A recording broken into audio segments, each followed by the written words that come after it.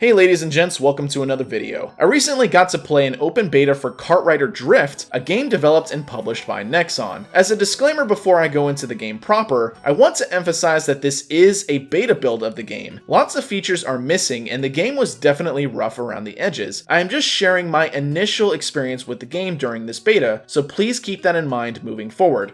Alright?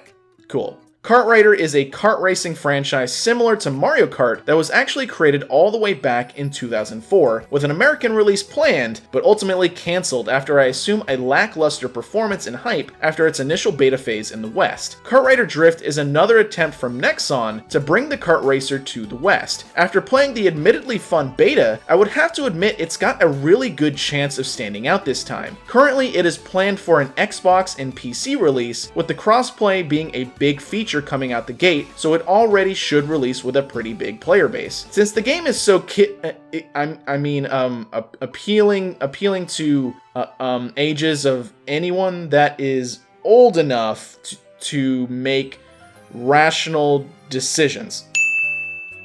Oh, thank God. Anyways, the game's aesthetics and look will definitely draw a crowd to it much like Fortnite did. But will it actually be a success? Let's discuss my first impressions of KartRider Drift.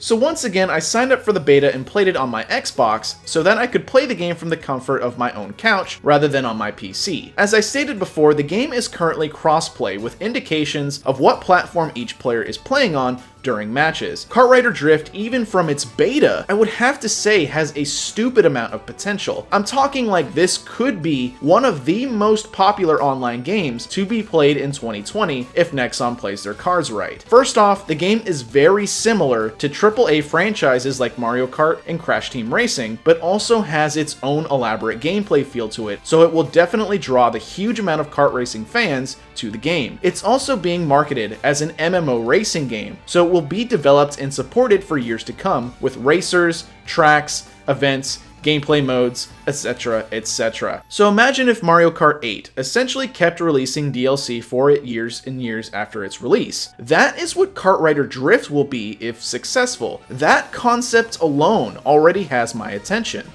You son of a I'm in! KartRider Drift's gameplay, much like Mario Kart and CTR, is simple to pick up and play, but ultimately has a pretty high skill ceiling. On the Xbox, you only have a few controls to really worry about. Right trigger is used to accelerate, left trigger to brake, the analog is used to steer, right bumper to use items, left bumper to cycle through your secondary item, and then A to drift. Pretty simple to grasp, right? Since it's basically the control scheme for just about any other racer out there, more or less. Where Kart Racer really stands apart from other kart games is its drifting mechanic. Drifting in Kart Racer is a bit harder to grasp in its design, since unlike Mario Kart, you will drift in your direction you steer in, but will continue to go in that direction rather than being able to hold the drift indefinitely. It's a bit hard to describe without honestly playing the game, but honestly trust me when I say it can be a bit tough to understand at first, so I definitely recommend practicing. Here is footage from another player. The way he drifts around turns is a good example of how drifting works in comparison to its competitors, and I have to say, I actually really like KartRider's method of drifting versus Mario Kart and CTR's. Kart Racer during this particular beta had a few features players were able to test. There were 3 characters to choose from, all of which from what I could tell were only cosmetic since I don't believe there were any statistical differences between them all. The 3 characters also had a few alternate costumes that you could wear, showing possible unlockables you could earn or purchase in the inevitable cash shop. Other customization features included being able to customize your personal cart. In the beta, they gave a handful of different carts, all with their own varying stats in speed,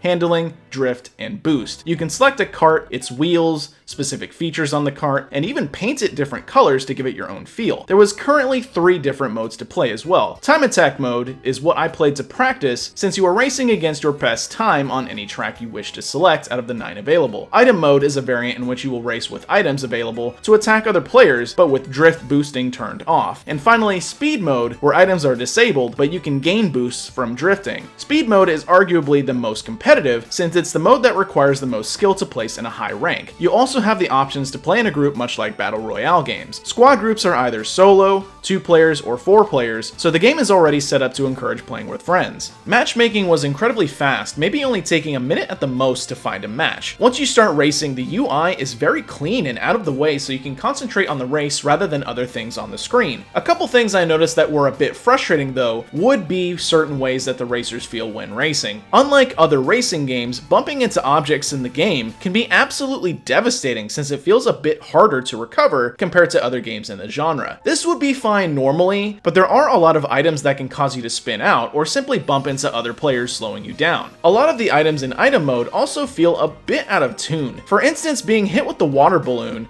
at least that's what it looks like to me, seems to stun you for what feels like an eternity, which can be the difference between getting first and last. Other items like the rockets are pretty similar, so getting hit with them can be pretty frustrating when you just want to get back into the race. Thankfully, there are shields to protect yourself from getting hit with those items, but if you don't have a shield, you're pretty much SOL. Some items are also just a little weird, and since there is no guide in the game to tell you what each item specifically does, it can be a bit confusing to say the least for your first couple races, until you get an understanding of what each item does. Even with the shortcomings though, I jumped right back into each race just because I was having so much fun playing the game. I've read online that there is also a lot more items potentially coming in its full release, since the site I checked out had a lot of items I didn't come across when playing during the beta. Gameplay in general was also very smooth, and I never ran into any crashes. The only time I ran into a bug was during a speed mode race, where I spawned underneath the map, but out of my total playtime, that only occurred once and ultimately made me laugh more than it actually made me mad. Music and graphics in Kartrider are also top notch. The game looks like something that belongs on a Nintendo console, which ultimately is the market Nexon is trying to capture here. Everything is colorful, tracks have a lot of detail, and overall it's aesthetically very nice to look at. There were only a few tracks within the game to listen to, but the menu theme and racing themes got the job done. There was also a leveling system I saw. Anytime you race, you gain experience and level up, but from what I saw, it didn't do anything during the beta, so this will most likely have unlocks or maybe other things when the game fully releases in 2020. Overall, as a free-to-play title coming from the free-to-play king itself, Nexon, I would have to say, man,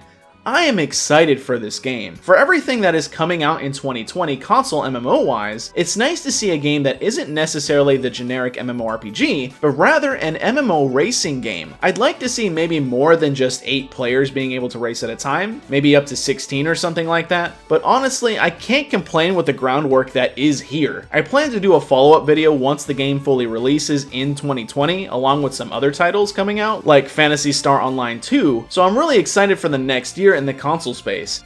And that is all for this video. Did you get to play Kartrider Drift? And if you did, comment down below and let me know how you felt about it, because seriously, I'd like to have a good group of people to play with when it comes out. If you liked the video, please consider subscribing to the channel as well as liking the video. It really does help grow the channel. I also have social media links down below like Discord and Twitter if you'd like to follow me on those sites. Lastly, I want to say thank you to my loyal supporters who have been watching since the beginning. Anyways, that's where I'm gonna cut it, and I will see you all in the next video.